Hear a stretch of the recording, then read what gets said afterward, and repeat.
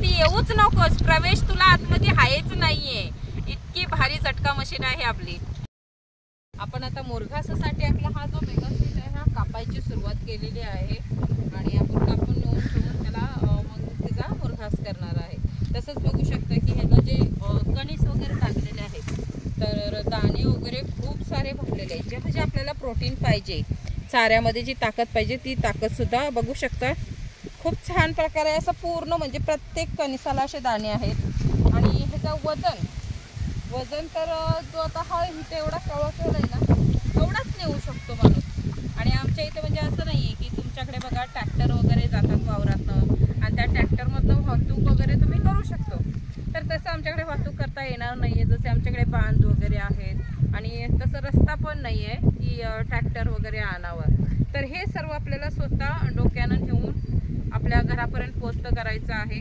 त्यामुळे हा चारा जो आहे तो वजन असल्यामुळे आपल्याला एकतर म्हणजे चारा क्वालिटी आहे, त्याच्यासोबत दाणे वगैरे खूप छान भरले, पण वाहतूक करताना मात्र थोडासा हे होते. पण ठीक आहे, आपल्याला जो चारा जसा पाहिजे तसा आपल्याला हा चारा आहे. तसंच बघू शकता आता हे जे प्रत्येक जो स्टिक उभी आहे, वारा म्हणजे इतका आहे, वारा तर काय म्हणजे अगदी पूर्ण त्याला झोपवतोय खाली, पण तरी पण म्हणजे त्या वाऱ्याच्या झोकावर फक्त असं खाली हे वागतंय, पण एकही स्टिक अशी खाली आडवी पडली नाही. जसं जोंधळा वगैरे बघा वाऱ्यानं खाली पडतं, तर तसा एकही स्टिक अशी खाली पडलेली नाहीये.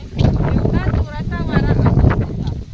आणि हे वजन खूप चांगलं आहे. तर काहींना असं वाटेल की अजून भिजवलेलं आहे, तर 15 दिवस झाले त्याला पाणीच दिला नाहीये का, त्यातलं पाण्याची जी कंटेंट आहे ते कमी होण्यासाठी त्याला 15 दिवस झाले पाणी दिलं नाहीये, तरी सुद्धा हा इतका वजनदार चारा आहे.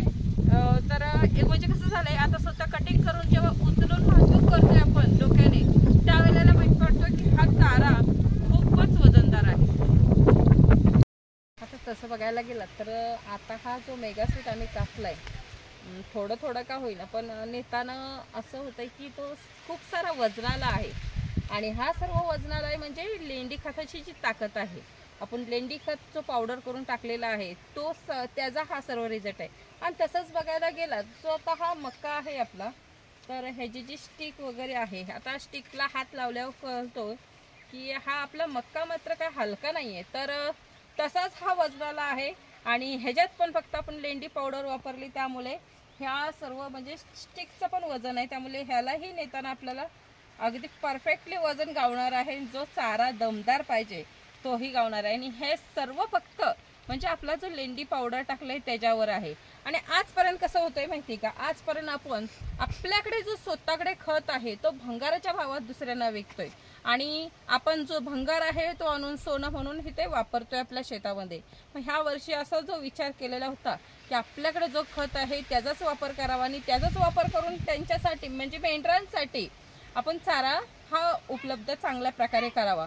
तर खरंच ही जी योजना केलेली होती ती योजना मात्र एकदम परफेक्टली होती की आपण जो विचार केलेला तो मात्र खरंच खूप चांगला होता. त्याचा आज मला म्हणजे एकदम डोळ्यासमोर जो रिझल्ट दिसतोय तो त्याची बघू शकता, जो डार्कपणा आहे पानांमध्ये वगैरे, जे कणीस लागायची पद्धत आहे आणि जे जी स्टिक आहे म्हणजे 2 ते 3 असे कणीस लागलेले आहे, त्याची स्टिक खूप जाडी आहे.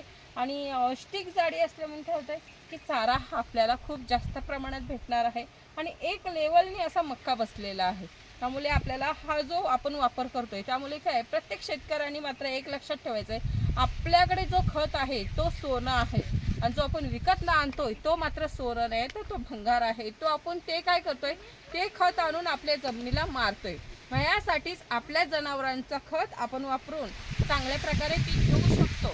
तसंच आता आमच्याकडे जास्त तर महाग नाही आहे, पण 1-2 गाड्या आणि म्हणजे जो शेणखत आहे तो शेणखत मागून सुकून त्याची पावडर करून जास्त प्रमाणात देणार आहे. जसं म्हणजे आजपर्यंत काय आलं 2 ते 3 पाण्याला आम्ही हे लेंडी पावडर वापरले, पण आता पुढच्या टायमाला ह्याला चौसर आपण पाणी देतोय, चौसर ते शेणखताची पावडर असू दे, लेंडी खताची पावडर असू दे, ती ह्याला सोडत राहणार. जवसर आपण ह्याला पाणी देतोय, तवसर ती पावडर पण सोडायची आहे. त्याने मग आणि काय रिझल्ट येतोय, त्याची क्वालिटी किती बदलते हे पण आपल्याला लक्षात येईल त्यावेळेला. ही जी झटका मशीन आहे ही ॲग्रो निर्मित झटका मशीन आहे आणि ही झटका मशीन आपण अमरावतीमध्ये मागवले। अमरावतीमधून ही जी झटका मशीन मागवले ह्या 2 आहेत आमच्याकडे आणि सर्व त्या झटका मशीन मुळेच आपण हे पॉसिबल झालेलं आहे। आणि ही आता जो ह्या मक्याला आता तुरा वगैरे आला आहे, जो आता सुगंध सुटलेला आहे, ह्याच्यामुळे जेवढ्या एवढ्या भागामध्ये मधमाशा आहेत तेवढे सर्व ह्या तुऱ्यांवर येत आहेत। तसंच त्याच्यासोबतच ह्याच्यात इकडे जेवढी डुकरं आहेत तेवढी त्या वासामुळे डुकरं पण येत आहेत, त्याच्यासोबत गहू सुद्धा येत आहेत। पण जी आपण आता ही सिस्टम केले झटका मशीनची तारा वगैरे ओढून, त्याच्यामुळे काय होतंय की ते प्रवेशच आतमध्ये करू शकत नाहीत, अशा पद्धतीने अशा सिस्टमने सर्व केलेलं आहे।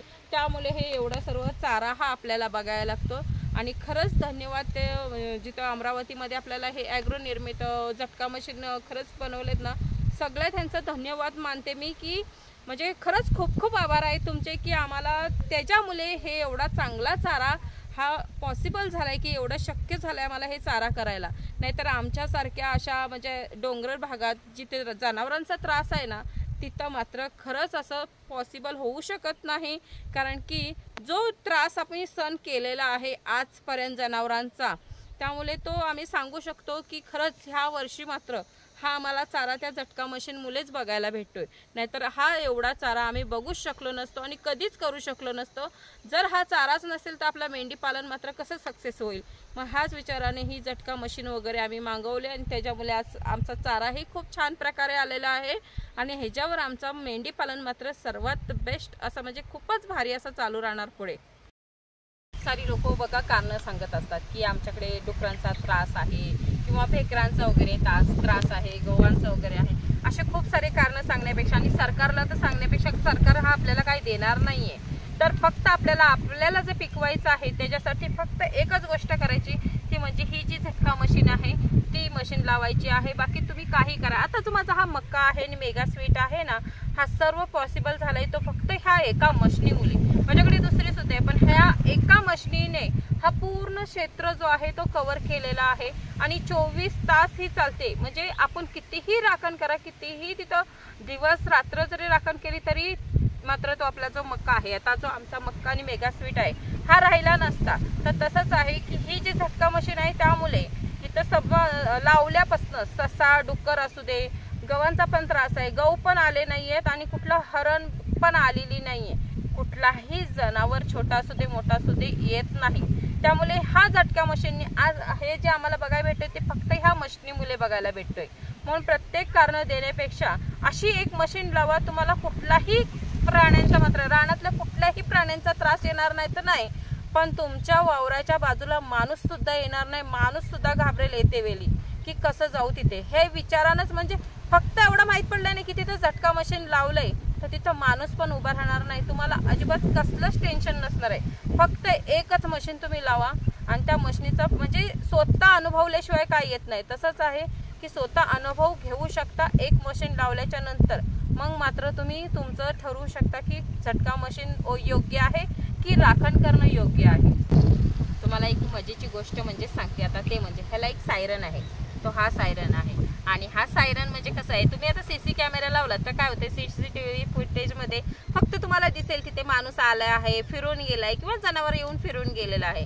पण हे जे सायरन आणि ही जी आपली झटका मशीन आहे सगळ्यात भारी आहे ते म्हणजे काय होते, तुम्ही आता तुमच्या घरात जरी असलात ना तरी पण ते म्हणजे तुम्हाला बोलवतो की इथे कोणतरी आलेला आहे, ते म्हणजे हा आवाज देतो। हा जो स्पीकर आहे ह्या तारेला जरा तरी टच झालं, जनावर माणूस कोणी टच झालं ना तर तो आतमध्ये येऊनच देत नाही, एंट्रीच आतमध्ये करून देत नाहीये, माणसं असू दे मग जनावर असू दे, आणि ओरडून ओरडून सांगणार की खाली कोणतरी आलंय। तसंच आम्ही धावत पण येतो, जरा जरी वाजलं तरी तुम्हाला घरात असला तरी तो आवाज देणार आहे की आपल्या वावराच्या बाजूला कोणतरी आलेलं आहे आणि त्या आवाजावर तुम्ही धावत पळत येऊ शकता। मग विचार करा, सीसीटीव्ही फुटेज हा फक्त माणसाला दाखवतो किंवा जनावराला दाखवतो, पण हा ओरडून सांगतो तू आतमध्ये येऊच नकोस, प्रवेश तुला आतमध्ये आहेच नाहीये। इतकी भारी झटका मशीन आहे आपली।